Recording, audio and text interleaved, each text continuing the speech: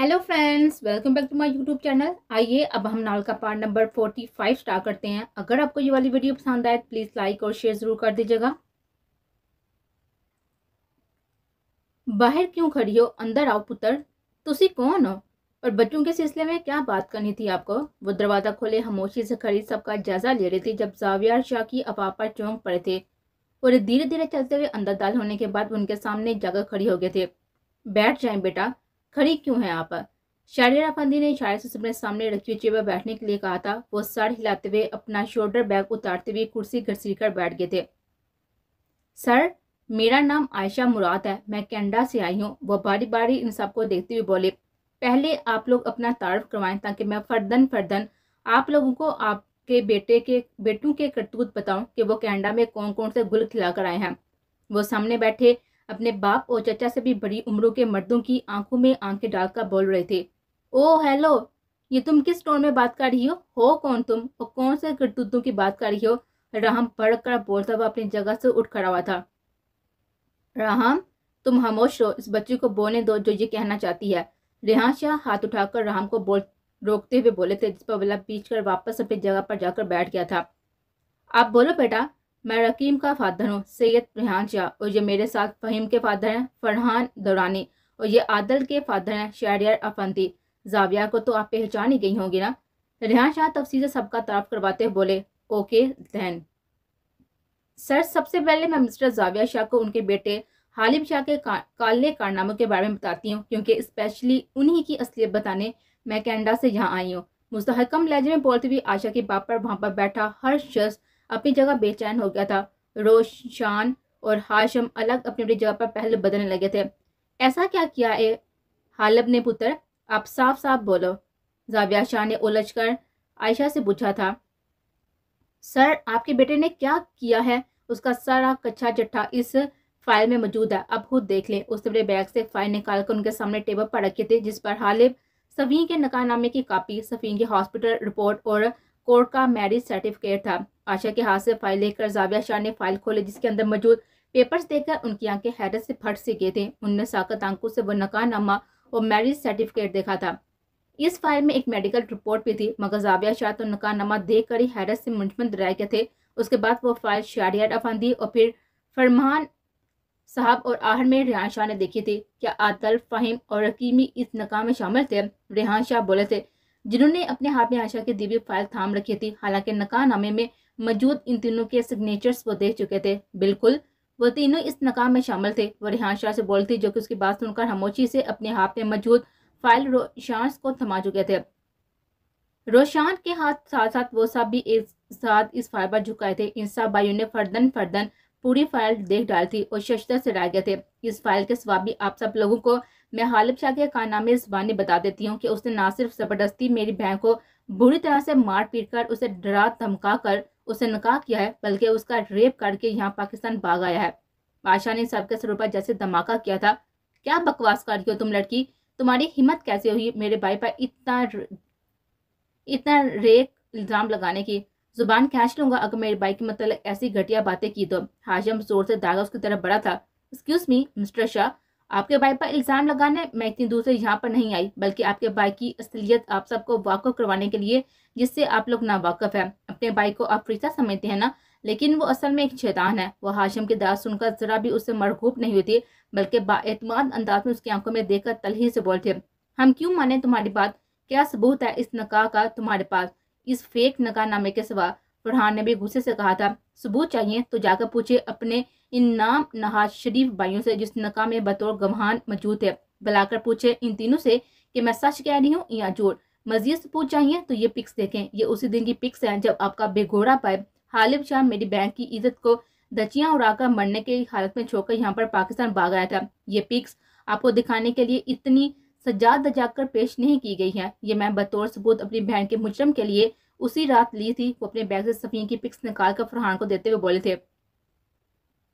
ये पिक्स उसने सफीन के पास हॉस्पिटल में रुकने के दौरान ली थी। फरहान के एक एक करके वो सारी पिक्स देखी थी। उसके बाद इन सब भाइयों ने जैसे जैसे पिक्स देखी थी उनकी आंखें हैरत से फटने वाली हो गए थे। फिर उन्होंने चुपचाप वो पिक्स अपने वालिद साहिबान के हाथ में दे दी थी। पिक्स में हॉस्पिटल के बेड पर लेटी वो एक 9 उम्र खूबसूरत सी लड़की थी जिसके प्यारे से तीखे नकुश चेहरा जमी होने के बाद भी वाज़िह नजर आ रहे थे। इतना प्यारा चेहरा इतनी बिगड़ी हुई हालत में देखकर जाविया शाह को तो जैसे सख्त हो गया था। इस प्यारी सी बच्ची का ये हाल उनके हालम ने किया था। वो सदमे से कंग हो गए थे। मेरी बहन की ये हालत करके उसे हमारे घर के बाहर फेंक कर आपका बेटा यहाँ भाग कर आ गया। देखें किस बुरी तरह से उसे पीटा गया है। उसके पिक्स की तरफ इशारा करके जाविया शाह को उनके बेटे के करतूतों से आगाह किया था, जो उसकी बात सुनकर अपने चेयर पर खामोशी से सर झुकाए साकत से बैठे थे। उन्हें एक नजर देकर फरमाद साहब ने गला खनका कर बोलना शुरू किया था, देखो बेटा, जो तुमने कहा हमने सुन लिया, मगर हम कैसे माने कि जो कुछ तुम कह रही हो वो सच है। और ये नकानामा भी हो सकता है, नकली हो, ये रिपोर्ट्स भी फेक हो और ये पिक्स भी, क्योंकि बहरहाल आजकल पैसे से सब कुछ हो जाता है। हो सकता है कि तुम्हें हमारे किसी ड्राइवर ने भेजा हो। फरमान तरा ने एक नज़र छोटी सी लड़की को देखकर बोले, जो कि बामुश्किल 17-18 साल की होगी, मगर उसका कॉन्फिडेंस काबिल दी था। सॉरी टू से सर, मगर मुझे आपसे ऐसे फनी क्वेश्चंस की उम्मीद ना थी। आप उम्र और तजर्बे में मेरे डैड से भी बड़े होंगे। आपने ये कैसे सोच लिया कि मैं आपके सामने यूं ही बना किसी पुख्ता सबूत के फेक पेपर्स लेकर चली आऊंगी? कोई भी लड़की इतनी बड़ी बड़ी बातें अपने या अपनी बहन के लिए यूं ही नहीं कर सकती।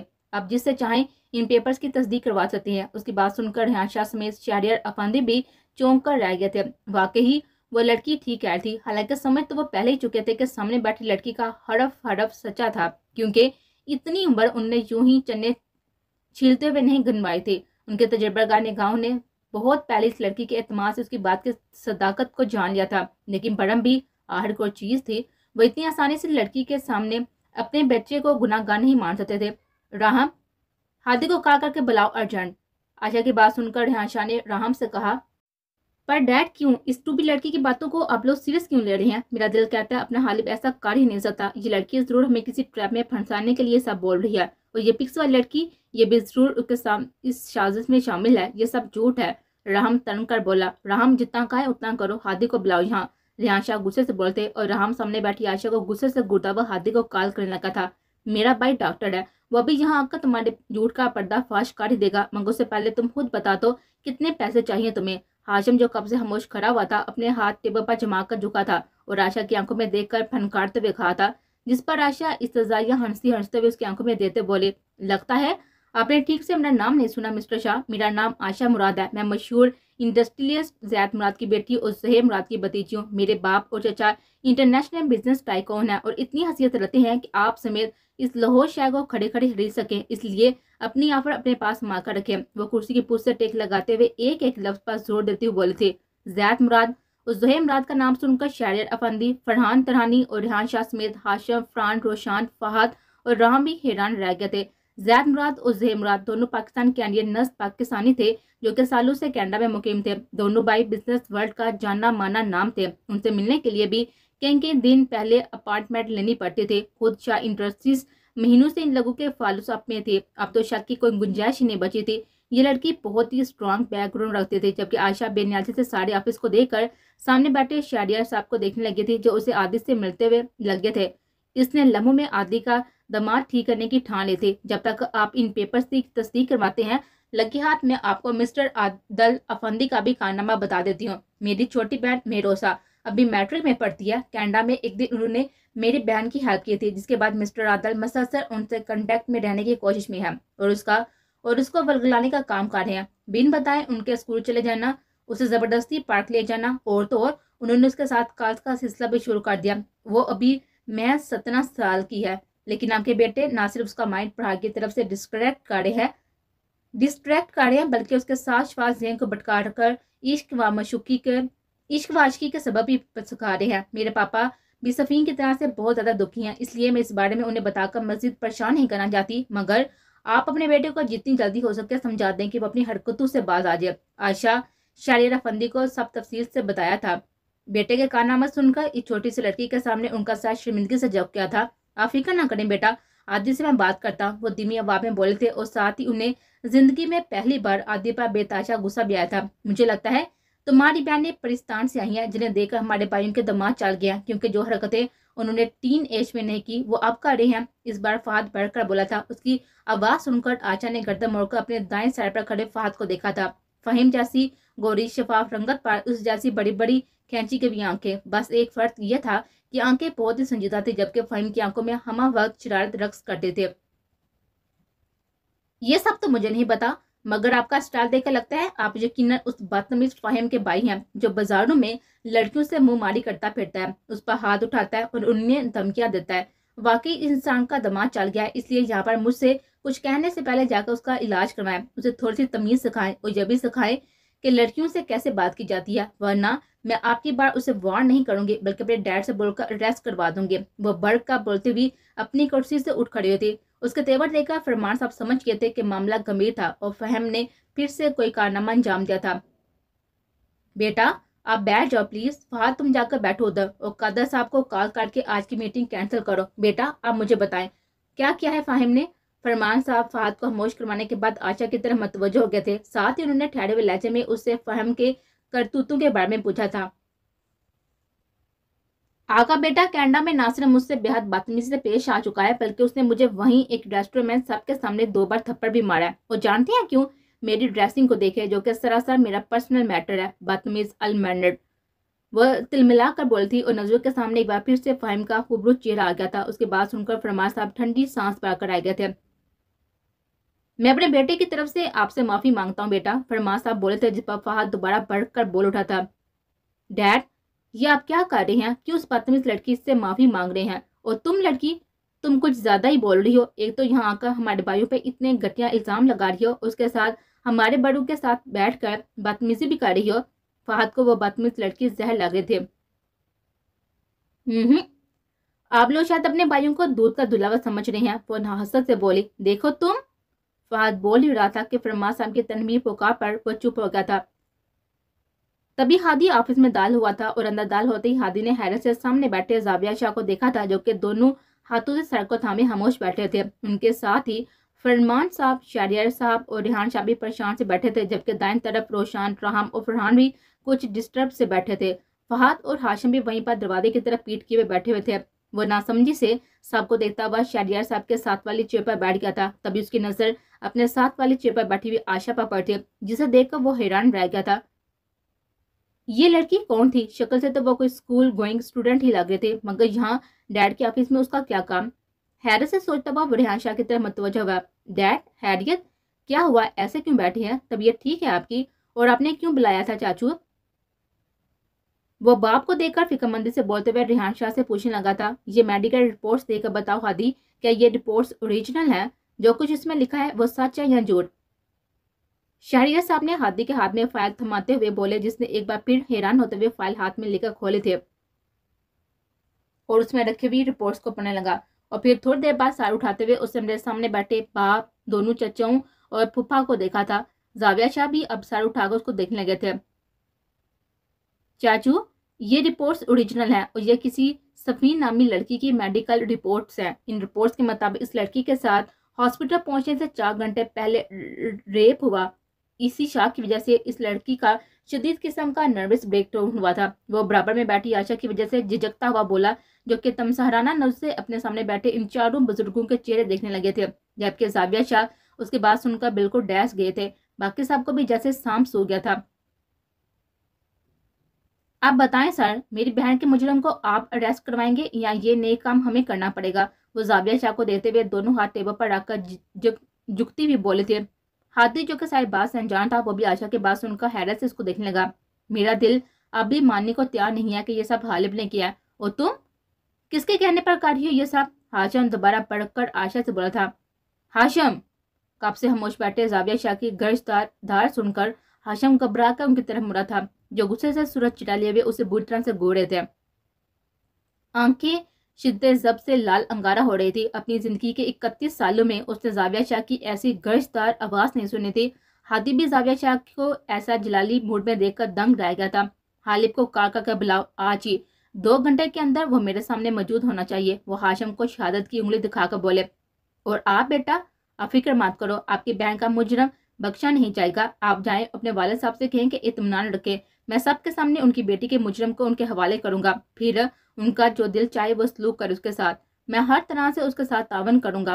वो अपने सामने बैठी हुई आशा से बोलते, जो कि इस बार में सर हिलाती हुई अपना बैग संभाल कर उठ खड़ी हुई थी اور ہاشم کو جتاتی ہوئی نظر سے دیکھتی ہوئی آفس سے نکلتے چلے گئے تھے۔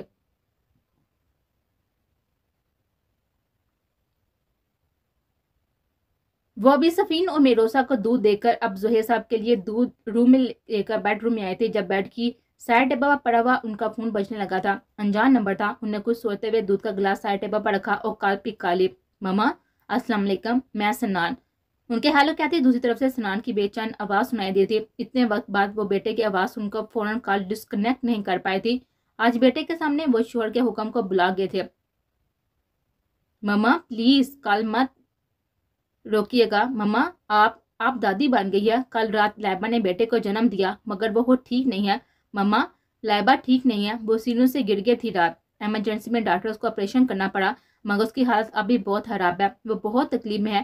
میں اس وقت ہاسپٹل میں اکیلا ہوں، مجھے آپ کی ضرورت ہے۔ ماما پلیز اپنی ناراضگی ختم کر دیں، میرے پاس آ جائے پلیز۔ ماما مجھے اس وقت آپ کی بہت ہی ضرورت ہے۔ بولتے ہوئے سنان پھوڑ پھوڑ کر رو دیا تھا، جو اپنے جوان بیٹے کی روتی ہوئی آواز سننا ان کی ممتا کے لیے کرا امتحان ثابت ہو رہا تھا۔ ضبط کے بندھن ٹوٹنے سے پہلے انہیں خاموشی سے کال ڈسکنیکٹ کر دیتے، جبکہ سنان کی آواز سن کر کب خاموش آنسو ان کی آنکھوں سے بہنے لگے تھے انہیں پتہ ہی نہ چلا۔ وہ چونکی تب جب ان کے پاس بیٹھے کتاب پڑھتے زہیر مراد نے ان کے ہاتھ پر اپنا ہاتھ رکھا تھا۔ کیا بات ہے خالہ، کس کی کال ہے اور آپ کیوں رو رہی ہیں؟ زہیر مراد آگے بڑھ کر دھیرے سے ان کے آنسو صاف کرتے ہوئے پوچھا تھا، حالانکہ بیوی کے چہرے پر موجود تاثرات انہیں چیخ چیخ کر بتا رہے تھے کہ دوسری طرف کون ہوتا تھا۔ میرا سنان اکیلا ہے زہیر، کل رات ہم دادا دادی بن گئے ہیں مگر لائبہ کی طبیعت صحیح نہیں ہے، وہ رات کو سینوں سے گر گئی ہے۔ ڈاکٹرز نے آپریشن کر کے بچے کو تو بچا لیا مگر لائبہ کی حالت صحیح نہیں ہے۔ میرا سنان بالکل اکیلا ہے وہاں پر زہیر۔ حالانکہ خاموش آنسو اور درد بڑی آواز نے زہیر صاحب کے دل کو جھنجھوڑ کر رکھ دیا تھا۔ لائبہ ہیزل نامی ایک عیسائی لڑکی تھی جس کے اسلام قبول کرنے کے بعد دوران تعلیمی سنان نے چوری چھپے شادی کر لی تھی۔ تاریخ نے اپنے آپ کو پھر دہرایا تھا۔ زید صاحب کے نقش قدم پر چلتے سنان نے پھر وہی کام کیا تھا جو ماضی میں زید مراد کر چکے تھے۔ بھائی کو تو زید مراد کچھ نہ کہہ سکتے تھے مگر بیٹے کے اس اقدام پر زید مراد نے سنان کو گھر سے نکال دیا تھا۔ تب سے نہ انہوں نے بیٹے کی شکل دیکھی تھی اور نہ ہی ان سے بات کی تھی۔ 2 سال سے سنان زید مراد کے پاس برٹش کولمبیا میں مقیم تھا۔ بھائی کی مخالفت کے باوجود بھی زید مراد نے بھتیجے کو دھڑ بٹرنے کے لیے اکیلا نہیں چھوڑا تھا۔ وہ برٹش کولمبیا میں ہی ان کے آفس میں ان کے ساتھ کام کرتا تھا۔ زہیر صاحب کے بیٹے سے شدید ناراضگی کو دیکھ کر خالہ جیسی شوہر پرست عورت نے اس وقت شوہر کے حکم پر اپنی ممتا کو قربان کر دیا تھا اور بنا کسی حرف شکایت کے زہیر مراد کے فیصلے کو قبول کر لیا تھا۔ وہ خود بھی سنان سے نہ تو بات کرتی تھی اور نہ ہی 2 سال سے ان سے ملی تھی مگر آج سنان کی روتی ہوئی آواز سن کر وہ خود پر قابو نہیں رکھ سکے تھے۔ خالہ کو اس طرح روتا ہوا دیکھ کر زہیر صاحب نے اچانک وہ فیصلہ کیا تھا جو وہ اتنے سال اپنے غصے کے ہاتھوں مجبور ہو کر نہیں کر سکے تھے۔ اب جلدی سے پیکنگ کریں، میں آپ کے ٹکٹس کروا دیتا ہوں خالہ، آپ سنان کے پاس آئے۔ زہیر مراد نے اپنا فون ہاتھ میں لیتے ہوئے نرمی سے ان کے کاندھے پر ہاتھ رکھ کر کہا تھا، جس پر خالہ نے حیرت و بے یقینی سے شوہر کو دیکھنے لگی تھی۔ مگر زہیر آپ، خالہ نے جھجکتے ہوئے انہیں دیکھا، اپنی وجہ سے میں آپ کو مزید کوئی سزا نہیں دے سکتا خالہ، آپ نے زندگی کے ہر اتار چڑھاؤ میں میرا ساتھ دیا، میرے اچھے برے وقت میں میرے ساتھ کھڑی رہی ہیں، میرے ہر جائز ناجائز فیصلے کو ہمیشہ سر جھکا کر مانا، مگر بدلے میں نے آپ کے ساتھ کیا کیا؟ آپ کو آپ کے بیٹے تک سے الگ کر دیا، اتنی کڑی سزا دے ڈالی، آپ پلیز مجھے معاف کر دیں۔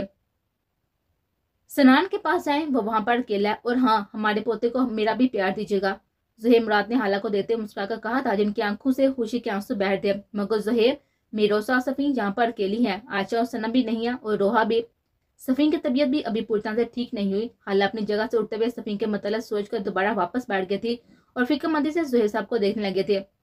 آپ جائیں، یہاں کی فکر مت کریں، میں آپ کے آنے تک یہیں پر رہوں گا، آفس نہیں جاؤں گا، بھائی جان بھی یہیں پر ہے، کچھ دن آفس وہ دیکھ لیں گے، فکر نہ کریں، میں مینج کر لوں گا، اور صفین کے ساتھ میروسا ہے، روزن اور جیزی بھی ہے، اس لیے آپ بے فکر ہو کر جائیں۔ زہیر صاحب نے انہیں تسلی دی تھی، جس پر وہ اس بار میں سائل لاتے ہوئے اٹھ کر پیکنگ کرنے کے لیے چلی گئے تھے۔